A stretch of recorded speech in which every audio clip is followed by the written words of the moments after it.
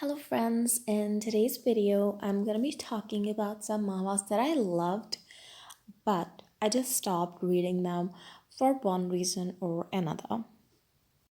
One such manhwa is How to Win My Husband Over. This manhwa makes me cry a lot, especially the first few chapters where we are shown how she was abused in her past life and now in this life by her family. There's something about seeing children being abused that just always breaks my heart because they're the most innocent um, creatures who cannot even protect themselves. So it's heartbreaking to see that. But of course, even when she was older, she still got abused, and that was sad too. But her childhood was especially sad. This mama is especially heartbreaking because the male lead, I don't know how to pronounce his name. Is it Isaac? Isaac? I don't know. I think I'm just gonna say Isaac. He doesn't really make an effort to make her stay in this new kingdom in his home comfortable. That's what I feel. It was his neglect of Ruby that led to other people treating Ruby badly. He allowed it.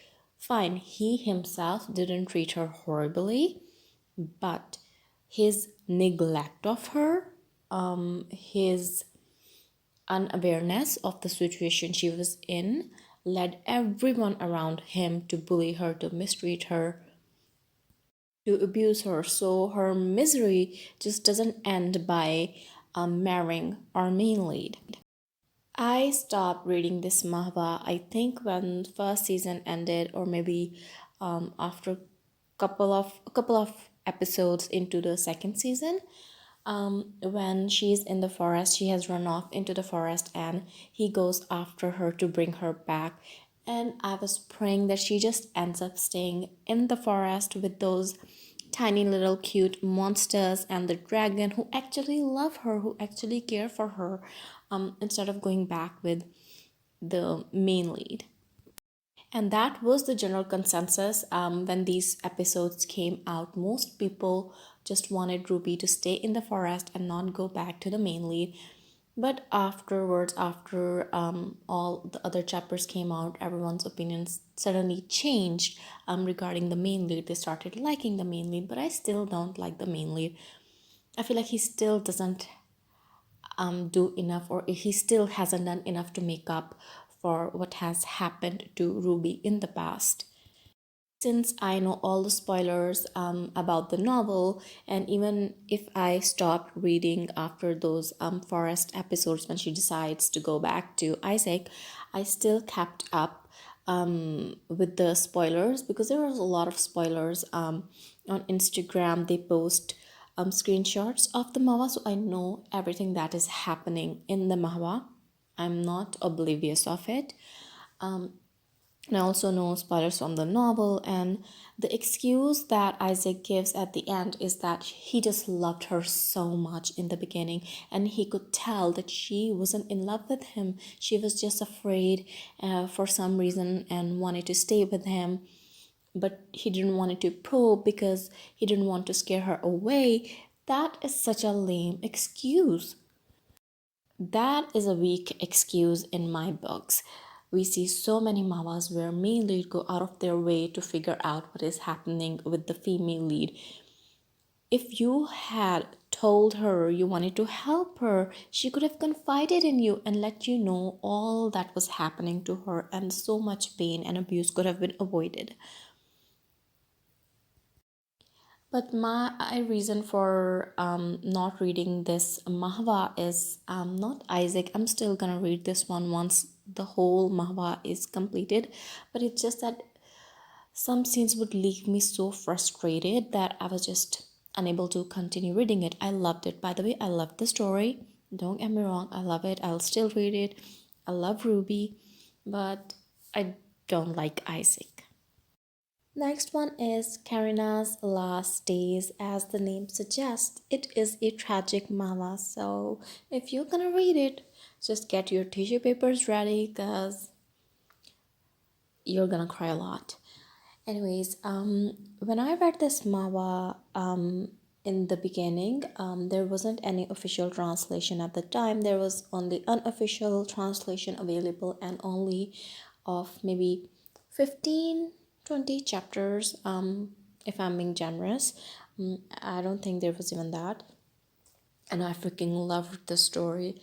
I read it in one sitting and I became so obsessed with this manhwa.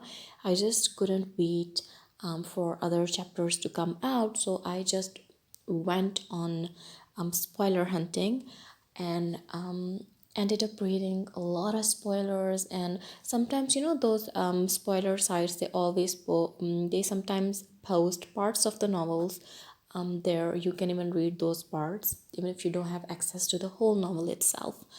I'm going to talk about a spoiler, so you can mute this video for a few seconds if you want to avoid that. But I found out about the whole story, and I, of course, as I said, I read parts of the novels. One of the parts that I read in detail was the end. As the name suggests, of course, the Karina dies, and she leaves these letters for Million. And those letters are so emotional, and his response to those letters is so emotional. And there's one time when he's talking to his daughter, and he just wished he could die and be with her, but the thought of their daughter stops him. It's very heartbreaking. And Million is one of the best main leads ever, like hands down, one of the best main leads. Even when he's not in love with her, he goes above and beyond to help her out and fulfill all her wishes to make her feel loved, to make her feel welcomed. And yes, he eventually does fall in love, but this man is the gold standard. You'll think every other Manhwa lead is trash in comparison to this main lead. Please read this one, but just know that it has tragic end. From what I know is that the author of this novel did came out with a alternate ending in which they do end up together. So let's see which ending this Manhwa will pick. I freaking love this mama. Now I'll tell you the reason why I stopped reading it. It is because I had already read all the spoilers and I wanted to wait long enough to forget about all the spoilers so that I can enjoy the mama better. So now I'm a very forgetful person. While I would remember the main plot, I know I will forget about all the little details in the story. So I'm waiting to forget all that. I'm gonna wait for this manhwa to be finished. Then I'll read the whole thing again. I freaking love it, and I know I'm gonna have blast reading it. And if you haven't read it already, please do read it.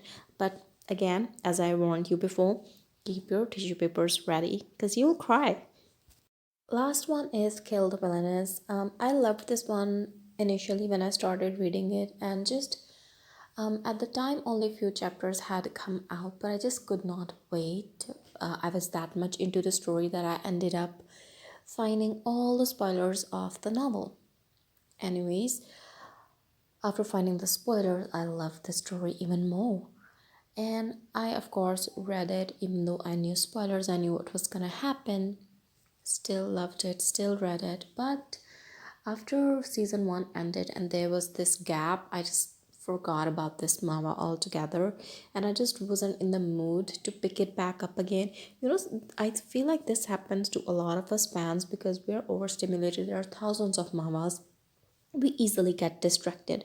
Sometimes you're waiting for the new season to come out, but meanwhile you get distracted by other amazing manhwas that you just forget about the one that you loved previously. So I had put this one at the back burner and I still haven't picked it up, even though I think even third season has come out and second season has ended, something like that.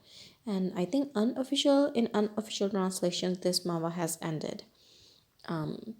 So I don't think I'll pick it back up anytime sooner because I just don't feel like I'm in the mood to read this sort of story. This is a great Mahwa. Please don't misunderstand. If you want to go ahead and read it, please do. It's great. I'm just not feeling the mood. In these days, I like the mamas where there's baby, there's comedy, or revenge mamas where the female lead is taking revenge. I know this one is kind of like that too, but not exactly. Maybe she's just trying to get back to her word instead of taking revenge. Okay, this one's not like that. Anyways, I just want something light, funny, that would uplift my mood, not completely destroy it like this one would. Because except the main lead, all four guys are complete and utter trash, and just looking at their face infuriates you. So, and it can get your blood boiling. So, right now, I'm not in the mood. In the future, I'll again definitely read it because I loved it initially. Are there any manhwas that you absolutely loved but just stopped reading for some reason, just like I did? If yes, please do share the manhwas you stopped reading and also the reasons why you stopped reading them. I'll see you in the next video. Bye.